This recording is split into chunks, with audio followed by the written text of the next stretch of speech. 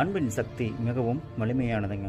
நடுத்தர வயதுமிக்க நபர் ஒருவர் தன்னுடைய கையில் மிகவும் குறைவான எடை கொண்ட ஒரு பையை எடுத்துட்டு மலையில் ஏறிக்கொண்டிருக்கிறார். சற்று நேரம் ஆனதும் அவர் மலையை ஏறுவதற்கு ரொம்ப சிரமப்படுறார். ஆனால் அதே நேரத்தில் அவர் ஒரு விஷயம் கவனிக்கிறார். அது என்ன பார்த்துட்டிங்க அப்படின்னா, மிகவும் குறைந்த வயதுடைய ஒரு சிறுமி தன்னுடைய முதுகில் தன் தம்பியை சுமந்து கொண்டு எந்த ஒரு சிரமமின்றி அந்த மலையை ஏறுவதை அவர் கவனிக்கிறார். ஒரு குறிப்பிட்ட நேரத்திற்கு அப்புறம் இருவரும் மலையின் உச்சியை அடைகிறாங்க.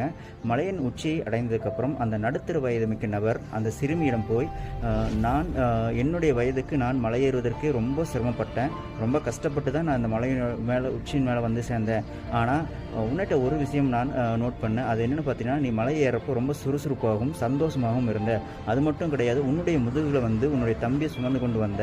உனக்கு அந்த எடை, அதாவது அந்த வெயிட் உனக்கு தெரியலையா அப்படின்னு கேட்க, அதற்கு